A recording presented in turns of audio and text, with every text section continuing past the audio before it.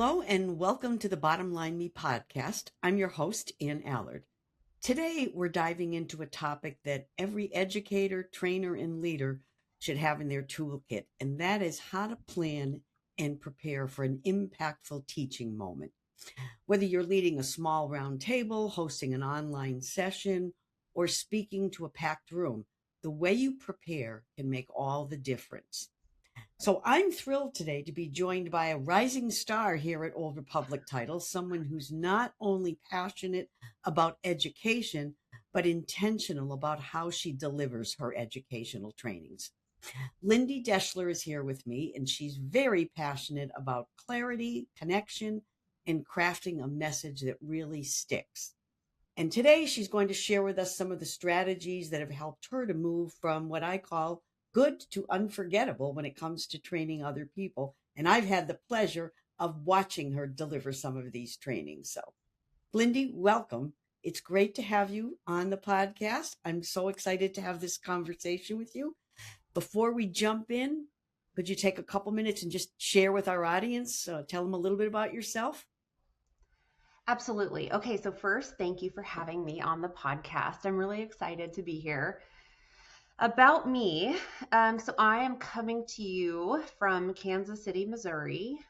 I have been working in title since 2012. I've been underwriting since 2018. I'm in our South Central region, so that's Kansas, Missouri, Nebraska, Illinois, and Indiana. I am one of those, I feel like you either fall into title or you're born into it. I'm one of the ones that fell into it. And I love our industry. It is so dynamic. Even though we work in the real estate, title section, we touch everything, right? I mean, think how often we're talking about bankruptcy or we're hearing about family drama or, through like marital rights, divorce proceedings, probate actions. And so I just love that this industry keeps us on our toes. On a personal level, I live in Kansas City with my husband, Brandon, who is also an underwriter for the South Central Division. And we have two kiddos.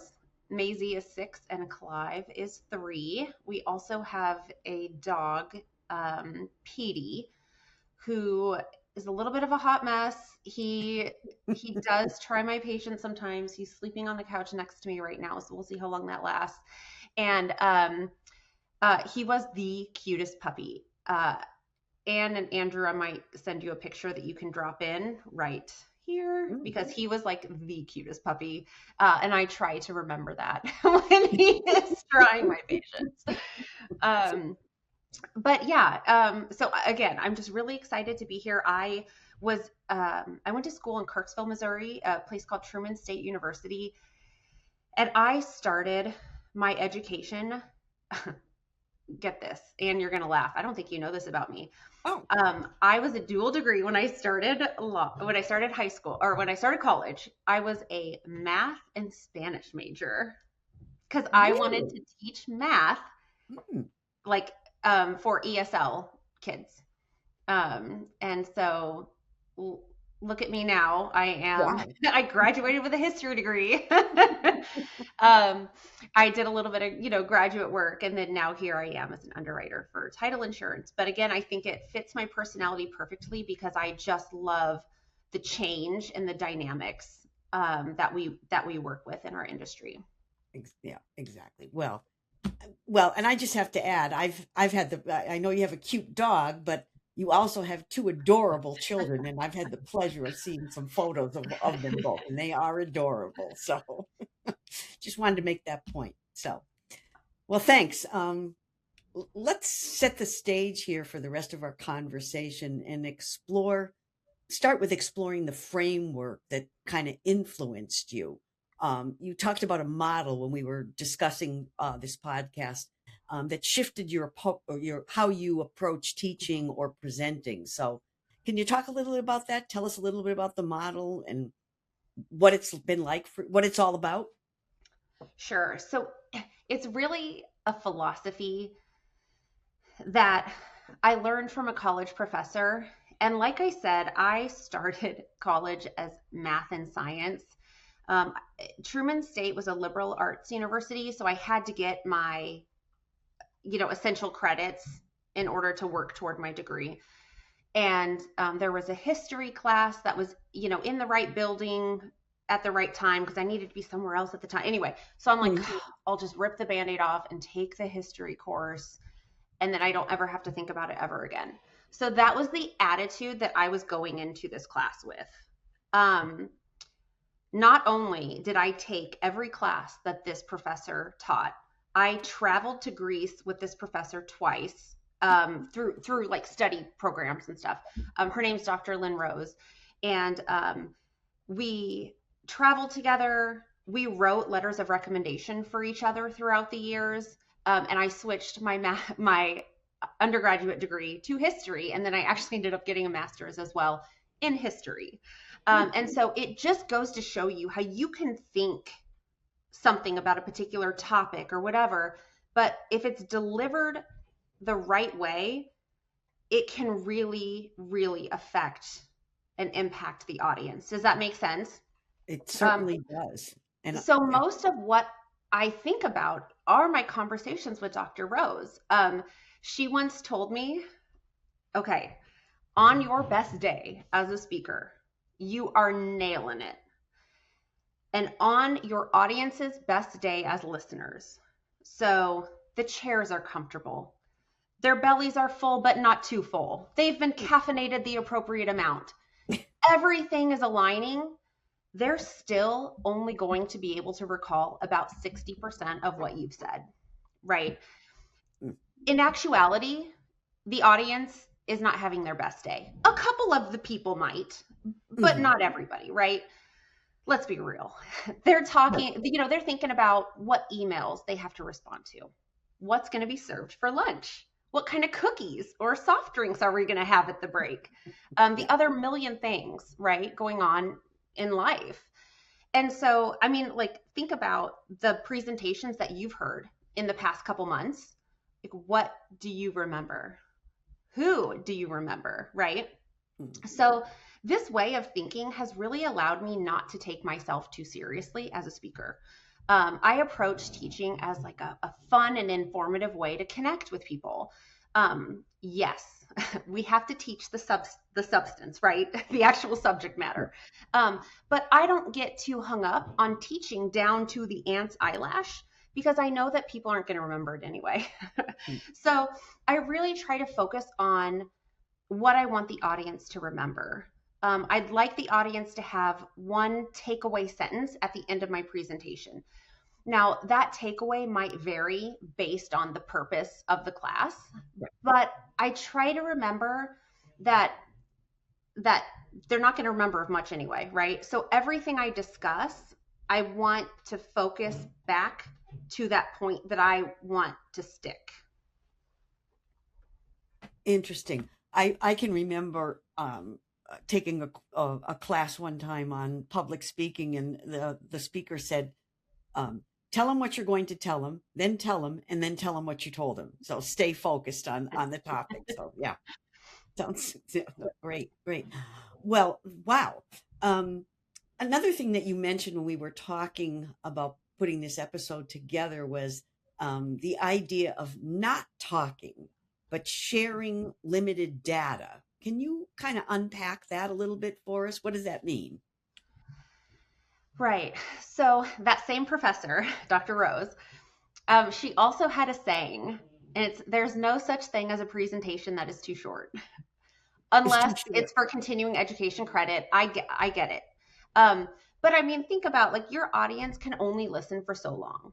Right. If you go over your allotted time, people are already looking at their watch. They're usually a little bit frustrated because you're cutting into their break, or maybe the next speaker is lined up. Yeah. So keep it short, or at least like keep it on time.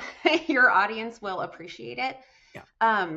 So I'm part of Crew Kansas City. It's a commercial real estate women's group. And we had an event once, which was a wreath making class. And I thought it was odd, but I took it. And let me tell you, it's been one of my favorite classes that I've ever taken. Really? And look, I'm not that creative, right? I'm not artistic. I can't do block letters. Um, but I and the professor did the most of the wreath for me. but but it was so cool to hear her ideas about what you can put together and what goes where, and just hearing the way she thinks about design in general. And she talked about the concept of ma, which is it's the Japanese art of negative space. And so as we were making our wreaths, she's talking about, okay, well, sometimes it's not what you put in your wreath, it's about what you take out to give it space. This idea of like negative space, Mm-hmm. to really allow people to focus on what is there. And so it got me thinking, like what you omit from your presentation is just as important as what you include, right? So it doesn't mean you get to do half the work or learn half the subject, right? It actually means that you have to know the material backwards and forwards, because you need to know what to say and what to cut. So when I'm teaching a topic for the first time, I'll typically start with a PowerPoint or a long Word document that is very, very wordy. And it's because everything I'm learning is new, right? And so everything is important and everything is new to me. But once I have a grasp of the subject matter, I really spend some time thinking about how my audience is going to use that information.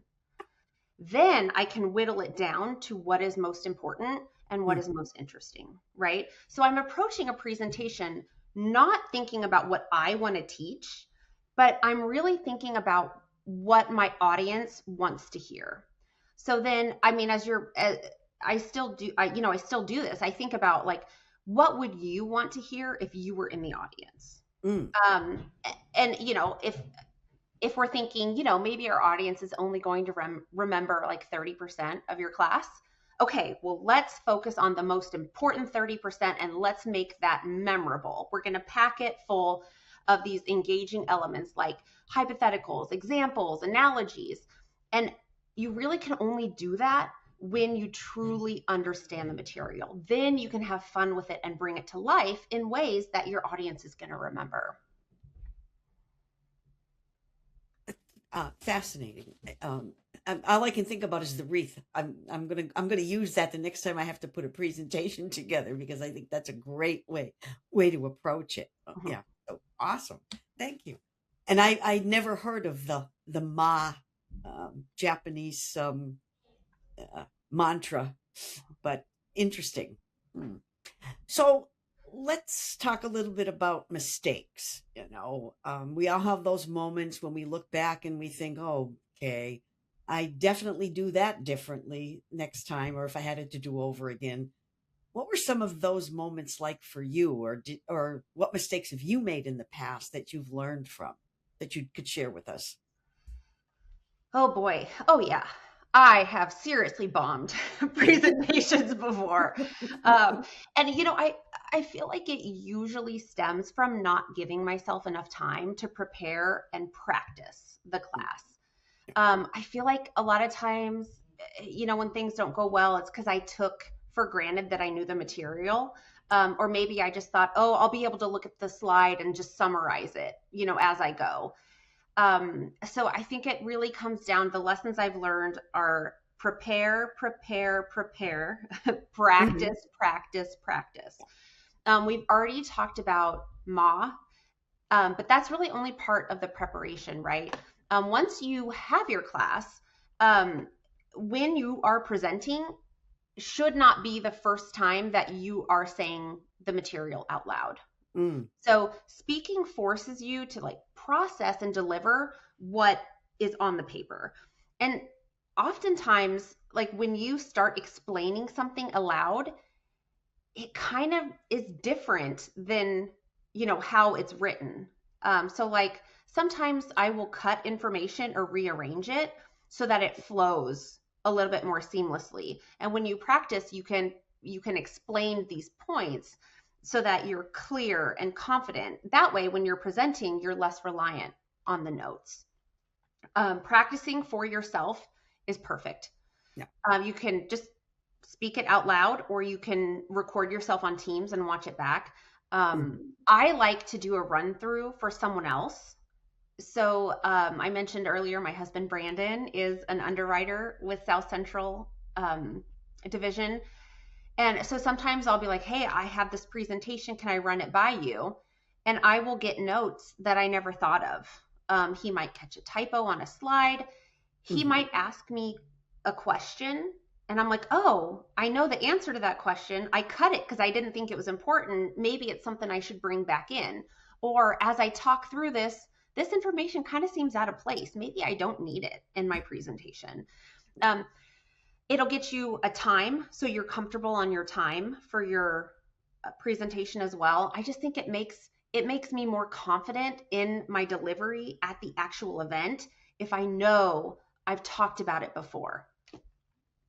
That makes perfect sense. Saying it out loud before you actually get in front of an audience is a really good habit to develop. You know, it shooting from the hip very rarely works out well for people. So yeah, it doesn't work out well for me. Well, so let's go back to the retention part. You know, I mean, that's just fascinating about how much of the material people actually retain. But you know, I know, having watched you and been in some of your presentations, that you're really good at making a point stick, and it never really sounds like you're repeating or that it's a broken record. How do you do that without sounding like you're repetitive? Right, because repetition is like the most effective teaching tool that we have, right? Studies show over and over again that people learn through repetition. The key is keeping it interesting and approaching it from different angles so that it doesn't feel repetitive. Like, so instead of adding additional slides on yet another statute, I might not talk about that statute if it's something that doesn't come up very often.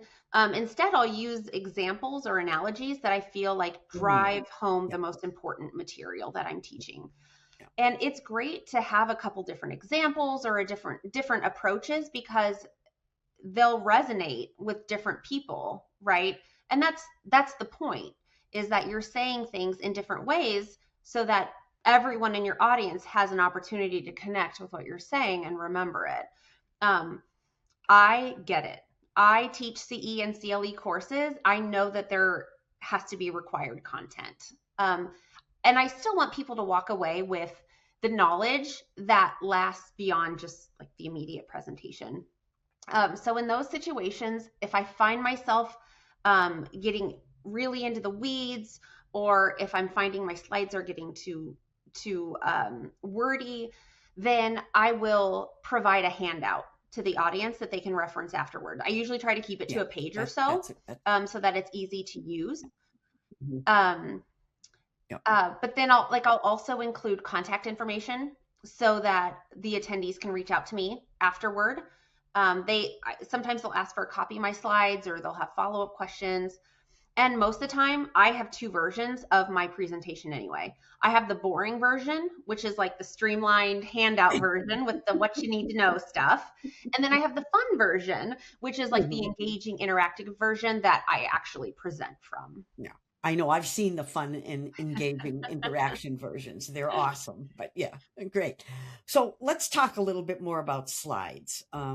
We've all seen some really great ones and some not so memorable ones. So do you have any go-to tips for putting together PowerPoint slides that really actually work? So if you are going to be using visuals like PowerPoint slides, pay really close attention to the details. I know you're working so hard to like internalize the material itself, but the details of the visual that you choose are just as important for like the overall polish and presentation. So your slides should really complement and reinforce what you're teaching. I feel like a lot of times it actually ends up distracting from it. Yeah. So I hear a lot of people say, oh, well, we want to do more than just a PowerPoint slide, or we want to move away from PowerPoint presentations because we want to make our classes more fun and engaging. I think creativity is wonderful. I support it in whatever medium it takes, but I disagree that PowerPoint is the problem. I think if a PowerPoint presentation is boring, it's probably not PowerPoint's fault. It's because the program wasn't used effectively. Couple nitpicky but important pointers that guide me as I'm putting together slides. Use as few words as possible. You don't want people reading the slide while you're talking, and you don't want to read the slide to them. In certain instances, if I have a quote on the screen or if I am going to be reading, I will kind of lightheartedly say, and now I'm going to give you a dramatic reading of this statute. And I will either have it highlighted, parts of it will be bolded or parts of it will be underlined. So like I incorporate it and go through it with them and acknowledge that, hey, I'm going to be giving you a dramatic reading of this statute, telling you the important points or something like that. Great idea. Yeah. Use the same font style, size, and color throughout the presentation. Be consistent with how you align your bullets, whether they're left or centered. I've seen people bounce all over the place with that particular bullet style too. It's just cohesive and polished. You want people to see it without seeing it, right? Because you don't want it to distract.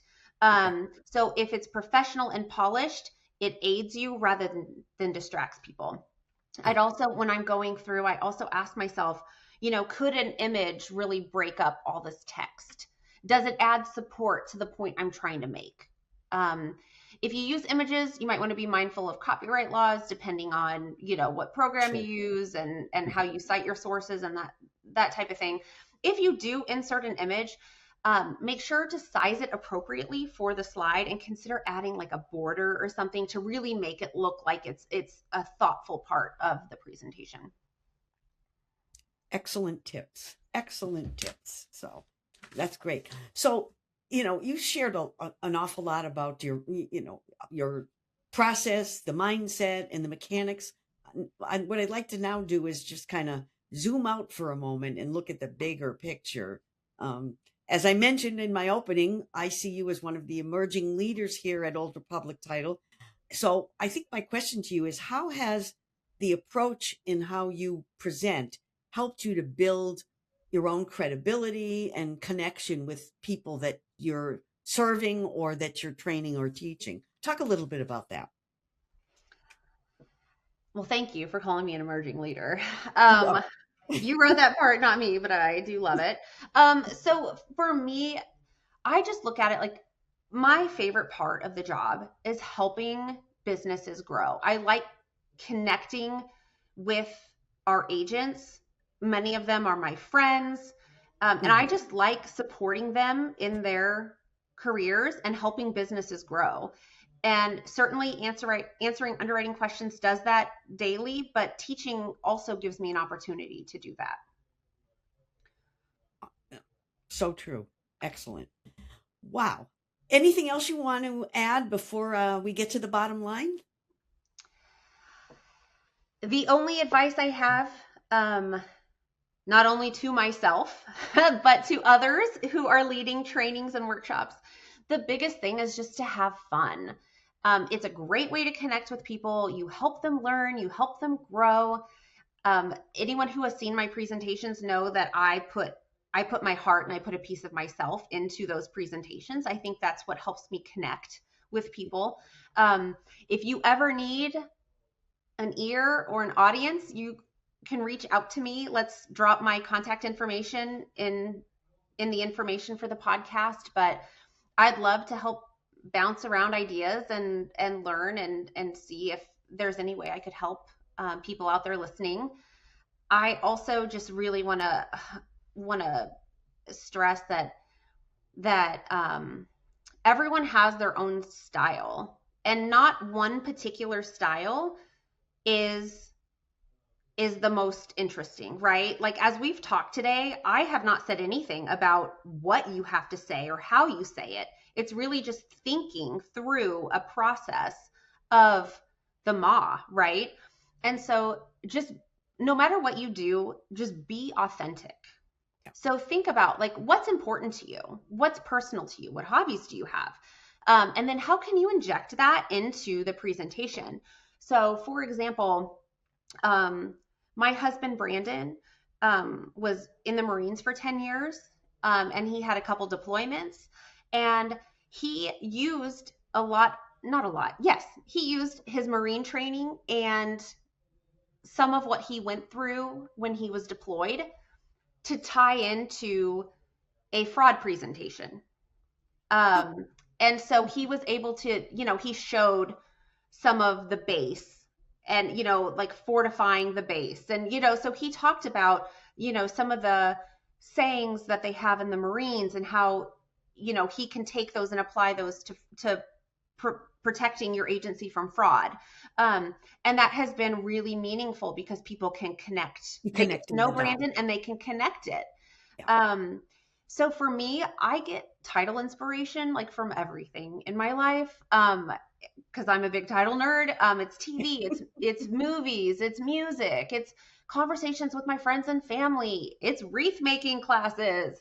Um, when the inspiration hits me, I just have a notebook that I write it down in so I can reference it later. That was how Blackacre Ranch started.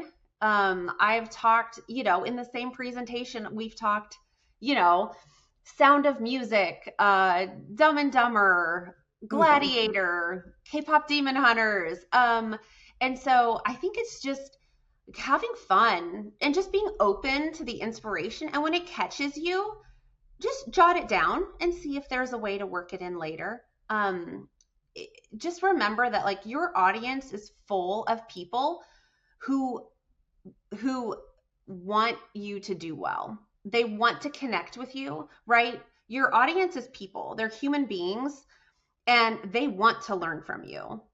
So you are starting off much better than my professor in college did, right? Because when I walked into her class, I wanted nothing to do with history. I was only taking it because it was a convenient time and I wanted nothing to do with it.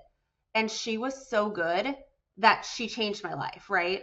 You have an audience full of people who want you to do well. They want to connect with you. They want to talk to you after class. They want to talk to you at happy hour and get to know you. And, so I think starting there of just, you don't need to be nervous because you have people in the audience who are like, maybe not cheering for you, but they're definitely like, they're not out to get you. You know what I mean? And so I think if you can just remember that you have a friendly audience, it really helps me relax and want to do well so that I can give them the best class experience that I possibly can. Well, that is one great bottom line for our audience. Wow. Thank you so much. The only other tip I was going to say is in addition to reaching out to Lindee, if you want somebody to double check your PowerPoint, get a hold of her husband because he's really good at that, apparently. So, right. Well, Lindee, thank you so much for taking some time today to have this conversation. It was great.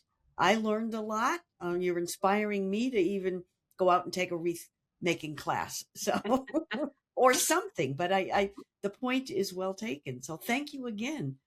Really enjoyed having you on. To our audience, as always, we appreciate your taking the time to join us.